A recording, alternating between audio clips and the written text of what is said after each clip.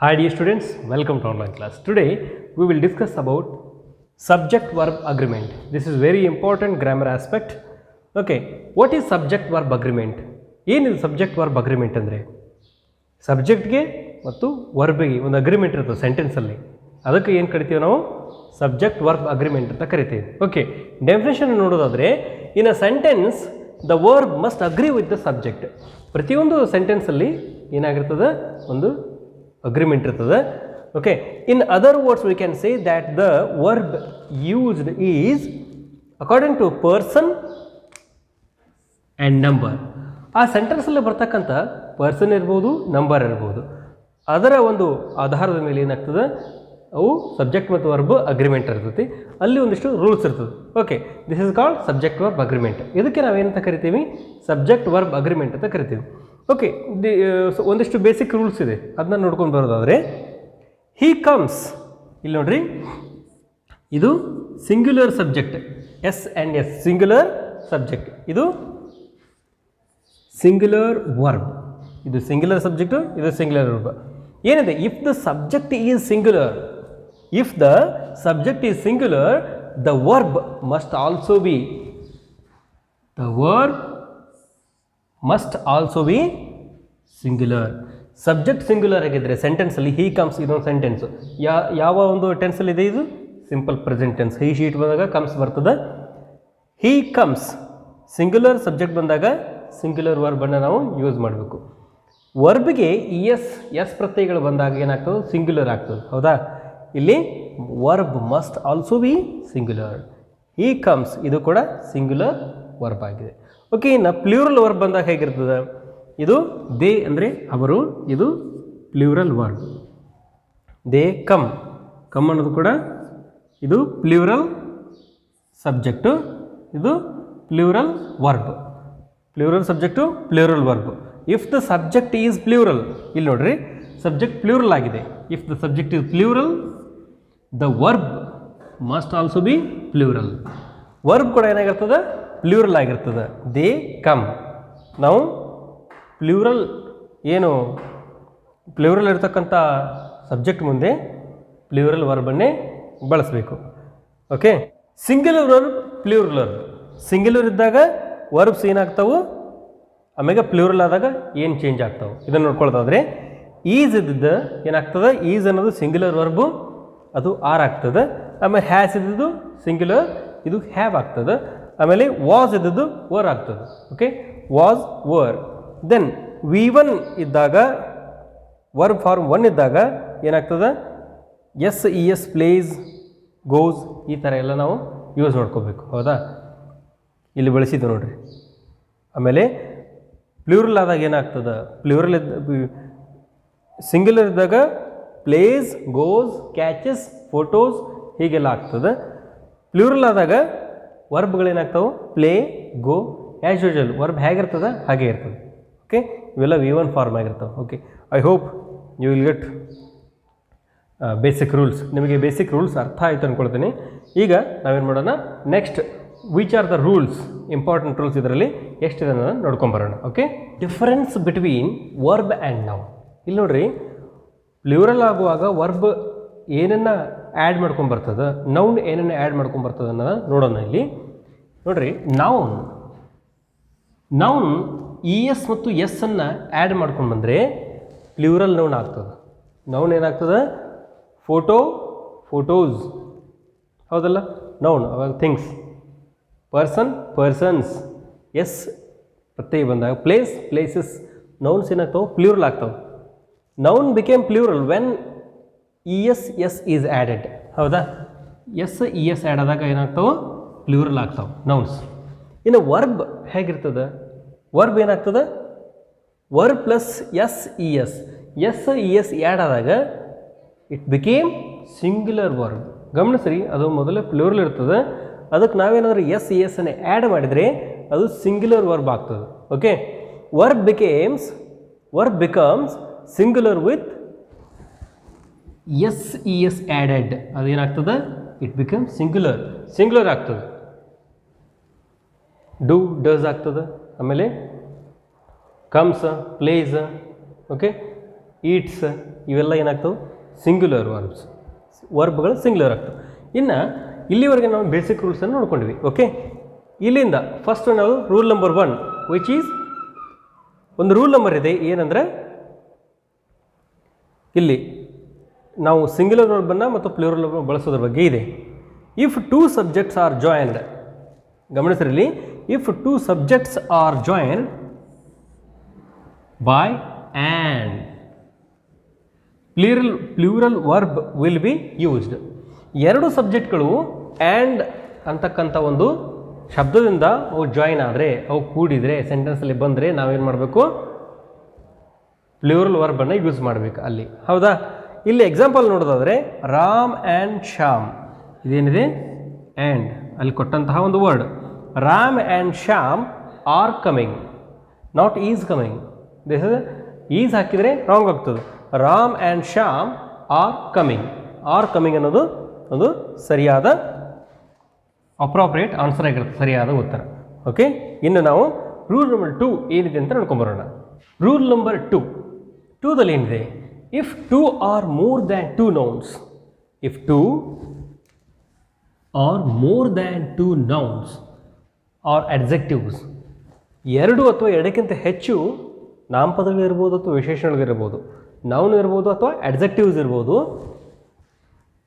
2 ಅಥವಾ 2ಕ್ಕಿಂತ ಹೆಚ್ಚು ನಾಮಪದಗಳು ಅಥವಾ ವಿಶೇಷಣಗಳು ಆರ್ ಜಾಯಿನ್ಡ್ ಬೈ, ಅವೇನಾದರೂ ಜೊತೆಗೆ ಸೆಂಟೆನ್ಸಲ್ಲಿ ಬಂದರೆ ನಾವೇನು ಯೂಸ್ ಮಾಡಬೇಕು?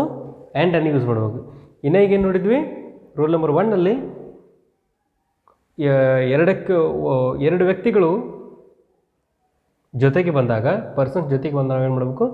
ಆ್ಯಂಡನ್ನು ಯೂಸ್ ಮಾಡಬೇಕು. ಆ್ಯಂಡ್ ಬಂದಾಗ ನಾವು 2 ವ್ಯಕ್ತಿಗಳ ಜೊತೆಗೆ ಬಂದಾಗ ಆ್ಯಂಡ್ ಯೂಸ್ ಮಾಡಿ ನಾವು ವರ್ಬನ್ನು ಯೂಸ್ ಮಾಡಬೇಕಾಗಿತ್ತು. ಇಲ್ಲಿ ಏನಿದೆ? And joined by and but only person or thing. ಇಲ್ಲಿ ಓನ್ಲಿ ಪರ್ಸನ್ ಆಗಿರಬೇಕು ಅಥವಾ ವಸ್ತು ಆಗಿರಬೇಕು, ಒಂದು ವಿಚಾರ ಆಗಿರಬೇಕು, ಡಿಸ್ಕಸ್ಡ್, ಅದು ಡಿಸ್ಕಸ್ ಆಗಿರಬೇಕು. ಅಲ್ಲೇ ಏನು ಮಾಡ್ಬೇಕು? ನಾವು ಸಿಂಗ್ಯುಲರ್ ವರ್ಬನ್ನು ಯೂಸ್ ಮಾಡಬೇಕು. ಓಕೆ, ಇನ್ನೊಮ್ಮೆ ನೋಡ್ರಿ. If 2 R more than 2 nouns or adjectives joined, 2 R more than 2 nouns or adjectives joined, 2ಕ್ಕಿಂತ ಹೆಚ್ಚು ನೌನ್ಸ್ ಆರ್ ಅಡ್ಜೆಕ್ಟಿವ್ ಜಾಯಿನ್ ಆದರೆ ಅವು ಓನ್ಲಿ ಪರ್ಸನ್ ಆಗಿರಬೇಕು, ವಸ್ತು ಆಗಿರಬೇಕು ಅಥವಾ ಒಂದು ವಿಚಾರ ಆಗಿರಬೇಕು. ಹಾಗೆ ಅದು ಜಾಯ್ನ್ ಆಗಿದ್ದರೆ ನಾವೇನು ಮಾಡಬೇಕು? ಆ್ಯಂಡದೊಂದಿಗೆ ಜಾಯ್ನ್ ಆಗಿದ್ದರೆ ಸಿಂಗ್ಯುಲರ್ ವರ್ಬನ್ನು ಯೂಸ್ ಮಾಡಬೇಕು. ಓಕೆ, ಎಕ್ಸಾಂಪಲ್ ನೋಡೋದಾದರೆ my friend philosopher and guide has come. Okay, ಹೌದಾ? ಮೈ ಫ್ರೆಂಡ್ ಅಂದ್ರೆ ಅವನೇ, ಫಿಲಾಸಫರ್ ಅಂದರು ಅವನೇ, ಗೈಡ್ ಅಂದ್ರೆ ಅವನೇ, ಹ್ಯಾಸ್ ಕಮ್ ಅಂದರೆ ಇಲ್ಲಿ ನಾವಿಲ್ಲಿ ಸಿಂಗ್ಯುಲರ್ ವರ್ಬನ್ನು ಯೂಸ್ ಮಾಡ್ತಾ ಇದ್ದೀವಿ. ಇದು appropriate according to the rules. ಇನ್ನು slow and steady wins the race. ಇದು ಒಂದಿದೆ, ಇದೊಂದಿದೆ. ಸ್ಲೋ ಆ್ಯಂಡ್ ಸ್ಟೀಡಿ ಇವು ಬೇರೆ ಬೇರೆ ಏನಾಗಿದಾವೆ? ಸ್ಲೋ ಆ್ಯಂಡ್ ಸ್ಟೀಡಿ ಬೇರೆ ಬೇರೆ ನೌನ್ಸ್ ಮತ್ತು ಅಡ್ಜೆಕ್ಟಿವ್ಸ್ ಇದ್ದಾವೆ. ಇಲ್ಲಿ wins the race, slow and steady wins the race ಅಂದರೆ ವಿನ್ಸ್ ಅನ್ನೋದೇನಿದೆ ಇಲ್ಲಿ ಸಿಂಗ್ಯುಲರ್ ವರ್ಬ್ ಆಗಿದೆ. ಆಮೇಲೆ fish and chips is my, fish and chips is my favourite dish.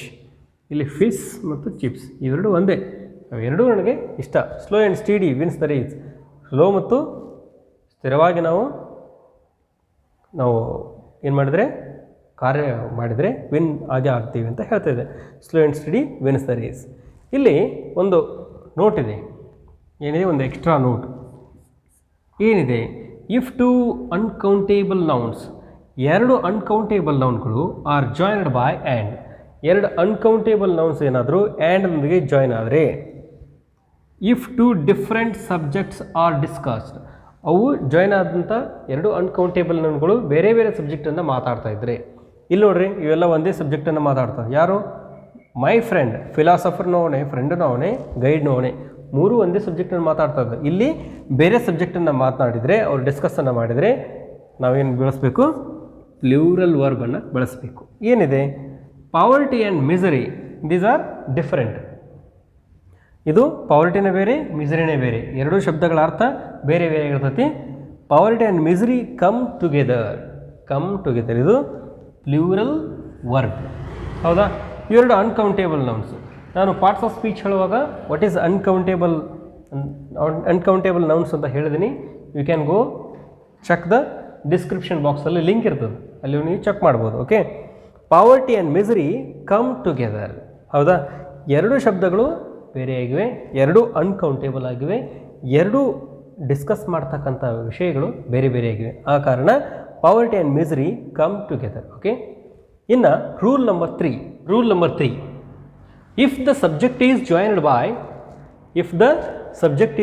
By ಒಂದಿಷ್ಟು ವರ್ಡ್ಸ್ ಇದೆ ಇಲ್ಲಿ, ಏನಿದೆ, as well as, with, along with, together with, and not, in addition to, but, besides, except, rather than, accompanied by, like, unlike, no less than, nothing but. Okay, ಇವೆಲ್ಲ ಏನಿದೆ ಅಲ್ಲ words, except, ಆಮೇಲೆ accompanied by, like, unlike, but, in addition to, and not, together with, along with, as well as with, ಇವೆಲ್ಲ words ಇದೆಯಲ್ಲ, ಇವುಗಳೊಂದು if the subject is joined by, ಇವುಗಳಿಂದ join ಆಗಿದ್ದರೆ sentence, and ಹೇಗೆ ಜಾಯ್ನ್ ಆಗುತ್ತಲ್ಲ ಹಾಗೆ ಈ ಒಂದು ವರ್ಡ್ಸಿಂದ ಜಾಯ್ನ್ ಆಗಿದ್ದರೆ ನಾವೇನು ಮಾಡಬೇಕು, the verb will agree with the first subject. ಆ ಸೆಂಟೆನ್ಸಲ್ಲಿ ಇರತಕ್ಕಂಥ ಮೊದಲನೇ ಸಬ್ಜೆಕ್ಟ್ ಯಾವ್ದು ಇರುತ್ತಲ್ಲ ಅದರ ಜೋಡಿಗೆ ನಾವೇನು ಮಾಡಬೇಕು, ಸೆಂಟೆನ್ಸನ್ನು ಜೋಡಿಸ್ಬೇಕು. ಓಕೆ, ಅವಾಗೇನಾಗಿರ್ತದೆ, ವರ್ಬ ಸಿಂಗ್ಯುಲರ್ ವರ್ಬ್ ಆಗಿರ್ತೈತಿ, ಇದನ್ನು ಗಮನಿಸಬೇಕು. Ram as well as his parents is coming. Okay, singular subject ಇದ್ದಾಗ ಸಿಂಗ್ಯುಲರ್ ನಾವೇನು ಹಾಕಬೇಕು, ಕಾಮನ್ ರೂಲ್ ಇದು. ಫಸ್ಟ್ಗೆ ಹೇಳಿದ್ದೆ ನಾನು, ಏನು, ಸಿಂಗ್ಯುಲರ್ ಸಬ್ಜೆಕ್ಟ್ ಇದ್ದಾಗ ನಾವು ಸಿಂಗ್ಯುಲರ್ ವರ್ಬನ್ನೇ ಯೂಸ್ ಮಾಡಬೇಕು. ಹೌದಾ, ಹೀಗೆ ಸೆಂಟೆನ್ಸ್ ಕೊಟ್ಟಿರ್ತಾರೆ, ಕರೆಕ್ಟ್ ಸೆಂಟೆನ್ಸ್ ಅಂತ ಹೇಳ್ತಾರೆ. ಇಲ್ಲಿ ಆರ್ ಕೊಟ್ಟಿರ್ತಾರೆ, Ram as well as his parents ಇದ್ದ ಕಾರಣ ನೀವು ಆರನ್ನು ಬಳಸ್ತಿರ್ತೀರಿ. ಆರ್ ಕಮಿಂಗ್ ಅಲ್ಲ, ಈಸ್ ಕಮಿಂಗ್. ಯಾಕಂದರೆ the verb will agree with the first subject ಯಾವುದಲ್ಲಿ, ರಾಮ್ ಅನ್ನೋದು ಮೊದಲನೇ ಸಬ್ಜೆಕ್ಟ್, ಫಸ್ಟ್ ಸಬ್ಜೆಕ್ಟ್ ಆಗಿರ್ತದೆ. ಇದು ಸಿಂಗ್ಯುಲರ್ ಆದ ಕಾರಣ ನಾವು ಇಲ್ಲಿ ಏನು ಮಾಡ್ತೀವಿ, ಸಿಂಗ್ಯುಲರ್ ವರ್ಬನ್ನು ಯೂಸ್ ಮಾಡ್ತಾ ಇದ್ದೀವಿ. ಓಕೆ, ಇನ್ನು ಎರಡನೇ example, the captain along with. ಇಲ್ಲಿ ಗಮನಿಸಿ, ಅಲಾಂಗ್ ವಿತ್ ಅನ್ನೋ ವರ್ಡ್ ಇದೆಯಲ್ಲ, ಇದೇ ವರ್ಡ್ ಇಲ್ಲಿ. The captain along with the sailors was drowned. Okay, ಇಲ್ಲಿ ಮೊದಲನೇದು ಏನಿದೆ, ಸಬ್ಜೆಕ್ಟು ಸಿಂಗ್ಯುಲರ್, ದ ಕ್ಯಾಪ್ಟನ್ ಅನ್ನೋದು ಸಿಂಗ್ಯುಲರ್ ಆಗಿದೆ, ಸೇಲರ್ಸ್ ಅನ್ನೋದು ಪ್ಲೂರಲ್ ಆಗಿದೆ. ಆದರೆ ನಾವಿಲ್ಲಿ ಕನ್ಸಿಡರ್ ಮಾಡಬೇಕಾಗಿದ್ದು ರೂಲ್ ನಂಬರ್ 3 ಪ್ರಕಾರ ಸಿಂಗ್ಯುಲರ್ ಸಬ್ಜೆಕ್ಟಿಗೆ ಸಿಂಗ್ಯುಲರ್ ಏನು ಮಾಡ್ಬೇಕು, ನಾವು ಸಿಂಗ್ಯುಲರ್ ವರ್ಬನ್ನು ಯೂಸ್ ಮಾಡಬೇಕು. ಇಲ್ಲಿ ಕ್ಯಾಪ್ಟನ್ ಇದ್ದ ಕಾರಣ ವಾಸನ್ನು ಯೂಸ್ ಮಾಡ್ತಿದ್ದೆ. ಇಲ್ಲಿ ಏನಾದರೂ ಪ್ಲೂರಲ್ ಸಬ್ಜೆಕ್ಟ್ ಇದ್ದರೆ ಏನು ಮಾಡಬೇಕು ಅಂತಂದರೆ, ಪ್ಲೂರಲ್ ಸಬ್ಜೆಕ್ಟ್ ಇದ್ದರೆ ನಾವು ಪ್ಲೂರಲ್ ವರ್ಬನ್ನು ಹಾಕೋಬೋದು ಇಲ್ಲಿ. Okay, the captains along with ಅಥವಾ the sailors along with the captain were drowned ಆಗ್ತದೆ. ಇಲ್ಲಿ ಏನಾದ್ರು ಪ್ಲೂರಲ್ ಇದ್ರೆ. ಓಕೆ, ಆಮೇಲೆ third one, my father unlike my uncles is very strict. My father ಅನ್ನೋದು ಸಿಂಗ್ಯುಲರ್ ಸಬ್ಜೆಕ್ಟ್ ಇದು. ಆ ಕಾರಣ ನಾವೇನು ಮಾಡಬೇಕು, ಇಲ್ಲಿ ಅಲಾಂಗ್, ಇಲ್ಲಿ ಅನ್ಲೈಕ್ ಇದೆ, ಅನ್ಲೈಕ್ ವರ್ಡ್ ಏನು ಮಾಡಿದೆ, ಜಾಯಿನ್ ಮಾಡಿದೆ. ಇಲ್ಲಿ ಅಲಾಂಗ್ ವಿತ್ ಜಾಯಿನ್ ಮಾಡಿದೆ, ಇಲ್ಲಿ ಆ್ಯಸ್ ವೆಲ್ ಆಸ್ ಸೆಂಟೆನ್ಸನ್ನು ಜಾಯಿನ್ ಮಾಡಿದೆ. ಮೈ father unlike my uncles is very strict, because singular subject ಇದೆ, ಇಲ್ಲಿ ಕೂಡ ಸಿಂಗ್ಯುಲರ್ ವರ್ಬನ್ನು ಯೂಸ್ ಮಾಡ್ತಿದೆ. ಓಕೆ, ಇನ್ನು rule number 4, if an article is placed just before. ಇಲ್ಲಿ ಆರ್ಟಿಕಲನ್ನು ಯೂಸ್ ಮಾಡೋದ್ರ ಬಗ್ಗೆ ಇದರಲ್ಲಿ ಒಂದು ಸ್ವಲ್ಪ ಮಾಹಿತಿ ಬರ್ತದೆ. ಏನು ಆರ್ಟಿಕಲ್ ಬಂದಾಗ, ಸಬ್ಜೆಕ್ಟ್ಸ್ ಮುಂದೆ ಬಂದಾಗ ಅದೇನಾಗ್ತದೆ, ಏನು ಸಬ್ಜೆಕ್ಟ್ ವರ್ಬ್ ಯಾವುದು ಸಿಂಗ್ಯುಲರ್ ಬರ್ತದೋ ಪ್ಲೂರಲ್ ಬರ್ತದೋ ಅನ್ನೋದ್ರ ಬಗ್ಗೆ ಒಂದು discussion. If an article is placed just before the first subject. Article ಏನಾದರೂ ಸೆಂಟೆನ್ಸಲ್ಲಿ ಫಸ್ಟ್ ಸಬ್ಜೆಕ್ಟ್ ಮಾತ್ರ ಇದ್ದರೆ it means the person or thing is the same for which two nouns. Article ಸೆಂಟೆನ್ಸಲ್ಲಿ ಫಸ್ಟ್ ಸಬ್ಜೆಕ್ಟ್ ಮುಂದೆ ಮಾತ್ರ ಇದ್ದರೆ, ಮತ್ತೆಲ್ಲಿ ಅಥವಾ ಎರಡನೇ ಆರ್ಟಿಕಲ್ ಮೂರನೇ ಆರ್ಟಿಕಲ್ ಇಲ್ಲದೇ ಇದ್ದರೆ ವಿಚ್ ಟು ನೌನ್ಸ್, ಅವು 2 ನೌನ್ 3 ನೌನ್ಸ್ ಇರ್ತಾವಲ್ಲ ಅದಕ್ಕೆಲ್ಲ ಒಂದೇ ಆರ್ಟಿಕಲ್ ಇದ್ದರೆ hence singular verb will be used. ನಾವು ಅವಾಗ ಏನು ಮಾಡಬೇಕು, ಸಿಂಗ್ಯುಲರ್ ವರ್ಬನ್ನು ಯೂಸ್ ಮಾಡಬೇಕು. ಎಕ್ಸಾಂಪಲ್ ನೋಡೋದಾದರೆ, ಆ ವೈಟ್ ಇದು ಆರ್ಟಿಕಲ್, ಹೌದಾ. ಆ ವೈಟ್ ಆ್ಯಂಡ್ ಬ್ಲ್ಯಾಕ್ ಇವು ನೌನ್ಸ್, ಇವು ವೈಟ್ ಆ್ಯಂಡ್ ಬ್ಲ್ಯಾಕ್ ಅನ್ನೋದು ಇಲ್ಲಿ ಬಿಫೋರ್ ಫಸ್ಟ್ ಸಬ್ಜೆಕ್ಟ್ಸ್ ಹೌದು, ನೌನ್ ಹೌದು. ಇಲ್ಲಿ ಇದು ಸಬ್ಜೆಕ್ಟ್, ಇದು ಯಾವುದು ಫಸ್ಟ್ ಸಬ್ಜೆಕ್ಟು, ಇದು first subject. And black car was bought by her. ಇಲ್ಲಿ ಗಮನಿಸ್ರಿ, ಆ ವೈಟ್ ಆ್ಯಂಡ್ ಬ್ಲ್ಯಾಕ್ ಎರಡು ಒಂದೇ ಅಲ್ವಾ? A white and black car was bought by her. A white and a black car ಅಂದರೆ ಎರಡು ಕಾರ್ ಆಗ್ತಿತ್ತು ಇಲ್ಲಿ, ಒಂದು ಬಿಳಿದು ಇನ್ನೊಂದು ಕಪ್ಪು ಬಣ್ಣದ ಕಾರು ಯಾರಿಂದ ತರಲ್ಪಟ್ಟಿದೆ, ಅವಳಿಂದ ಅದನ್ನು ಕೊಂಡುಕೊಳ್ಳಲ್ಪಟ್ಟಿದೆ ಅಂತ ಆಗ್ತಿತ್ತು. ಆದರೆ ಇಲ್ಲಿ ಒಂದೇ ಕಾರ್ ಬಗ್ಗೆ ಹೇಳ್ತಾರೆ, ಆ ವೈಟ್ ಆ್ಯಂಡ್ ಬ್ಲ್ಯಾಕ್, ಆ ಕಾರಣ ಬಣ್ಣ ಇದು. A white and black car was bought by her. ಇಲ್ಲಿ ನಾವು ವರ್ಬನ್ನು, ಹೆಲ್ಪಿಂಗ್ ವರ್ಬನ್ನು ಏನು ಬಳಸ್ತೇವೆ ಇಲ್ಲಿ? ವರ್ಬ್ ಯಾವ್ದು ಇರ್ತದೆ ಇಲ್ಲಿ? ಸಿಂಗ್ಯುಲರ್ ವರ್ಬ್ ಇರ್ತದೆ. ಚರ್ಚಿಲ್ ಫಸ್ಟ್ ಸಬ್ಜೆಕ್ಟ್, ಇದು first subject. Churchill was a great orator and politician. ಹೌದಾ? ಇಲ್ಲಿ ನೋಡ್ರಿ, Churchill was a great orator and politician. Great ಆರೇಟರ್ನು ಅವನೇ ಚರ್ಚಿಲ್ನೇ ಆಗಿರ್ತಾನೆ, ಆಮೇಲೆ ಪೊಲಿಟಿಷಿಯನ್ ಕೂಡ ಚರ್ಚಿಲ್ನೇ ಆಗಿರ್ತಾನೆ. ನಾವಿಲ್ಲಿ ಆರ್ಟಿಕಲನ್ನು ಎರಡು ಇರ್ತದೆ ಅದರ ಸಲುವಾಗಿ ಒಂದೇ ಆರ್ಟಿಕಲ್ ಬಳಸಿರ್ತೀವಿ. A great orator and politician of his time. ಇಲ್ಲಿ ನಾವು ಸಿಂಗ್ಯುಲರ್ ವರ್ಬನ್ನು ಯೂಸ್ ಮಾಡ್ತೇವೆ.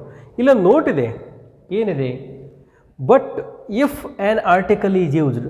ಇಲ್ಲಿ ಎರಡು ನೌನ್ಸ್ ಮುಂದೆ, ಎರಡು ಸಬ್ಜೆಕ್ಟ್ನ ಪರವಾಗಿ ಒಂದು ಆರ್ಟಿಕಲ್ ಬಂದಿತ್ತು. ಇನ್ನು a white and a black car ಬಂದರೆ ಏನು ಬರ್ತದೆ ವರ್ಬ್? ಅದನ್ನು ನೋಡೋದಾದರೆ, but if an article is used before every subject it refers to different people. ಅದೇನು ಮಾಡ್ತದೆ? ಡಿಫರೆಂಟ್ ಪೀಪಲನ್ನು ಸೂಚಿಸ್ತದೆ. Different people and different things ಬಗ್ಗೆ ಸೂಚಿಸ್ತದೆ. Hence plural verb will be used. ಅವಾಗ ನಾವೇನು ಮಾಡಬೇಕು? ಪ್ಲೂರಲ್ ವರ್ಬನ್ನು ಯೂಸ್ ಮಾಡಬೇಕು. ಒಂದೇ ಆರ್ಟಿಕಲ್ ಬಂದರೆ ಅದು it means the person or thing is same. ಒಂದು ಆರ್ಟಿಕಲ್ ಬಂದರೆ ಸೇಮ್ ಪರ್ಸನ್ ಸೇಮ್ ಥಿಂಗ್ ಬಗ್ಗೆ ಮಾತಾಡ್ತಾ ಇರ್ತೈತಿ. ಎವ್ರಿ ಸಬ್ಜೆಕ್ಟ್ ಮುಂದೆ ಒಂದು ಆರ್ಟಿಕಲ್ ಬಂತಂದರೆ ಅದೇನಾಗ್ತದೆ? ಬೇರೆ ಬೇರೆ ಪರ್ಸನ್ ಬೇರೆ ಬೇರೆ ಥಿಂಗ್ಸ್ ಬಗ್ಗೆ ಮಾತಾಡ್ತದೆ. ಹೌದಾ? ಏನಿದೆ ಇಲ್ಲಿ? The director and the producer ಬೇರೆ ಬೇರೆ. Have come. ಹೌದಾ? ಹ್ಯಾವ್ ಅನ್ನೋದಿಲ್ಲಿ ಪ್ಲೂರಲ್ ವರ್ಬ್ ಇದು. ಪ್ಲೂರಲ್ ವರ್ಬನ್ನು ಯೂಸ್ ಮಾಡಿದೆವು. ಥರ್ಡ್ ಡೈರೆಕ್ಟರ್ ಅನ್ನೋದು ಬೇರೆ ಸಬ್ಜೆಕ್ಟ್ ಇದೊಂದು, ಆಮೇಲೆ ಇದು ಕೂಡ ಒಂದು ಬೇರೆ ಇದೆ ಸಬ್ಜೆಕ್ಟ್ ಆಗಿರ್ತದೆ. ಇಲ್ಲಿ ಆರ್ಟಿಕಲ್ನ ಇಲ್ಲೊಂದು ಬೇರೆ ಬಂದಿದೆ, ಆಮೇಲೆ ಇಲ್ಲಿ ಒಂದು ಆರ್ಟಿಕಲ್ ಬೇರೆ ಬಂದಿದೆ. ಆ ಕಾರಣ ನಾವು ಇಲ್ಲಿ ಪ್ಲೂರಲ್ ವರ್ಬನ್ನು ಯೂಸ್ ಮಾಡಬೇಕು. ಓಕೆ, ಇದಿಷ್ಟಾಗಿತ್ತು ಈ ವಿಡಿಯೋದ ಮಾಹಿತಿ. ಇನ್ನೂ ಎಷ್ಟಿದೆ? ಇನ್ನೂ ಒಂದು 7-8 ರೂಲ್ಸ್ ಇದೆ. ಅವುಗಳನ್ನು ವಿಲ್ ಡಿಸ್ಕಸ್ ಆನ್ ಕಮ್ಮಿಂಗ್ ವಿಡಿಯೋಸಲ್ಲಿ ಡಿಸ್ಕಸ್ ಮಾಡ್ತಾ ಹೋಗೋಣ. ನಿಮಗೆ ಬೇರೆ ಬೇರೆ ಗ್ರಾಮರ್ ವಿಡಿಯೋಸ್ ಬೇಕಾದರೆ ಡಿಸ್ಕ್ರಿಪ್ಷನ್ ಲಿಂಕಲ್ಲಿ ಸಿಗ್ತದೆ.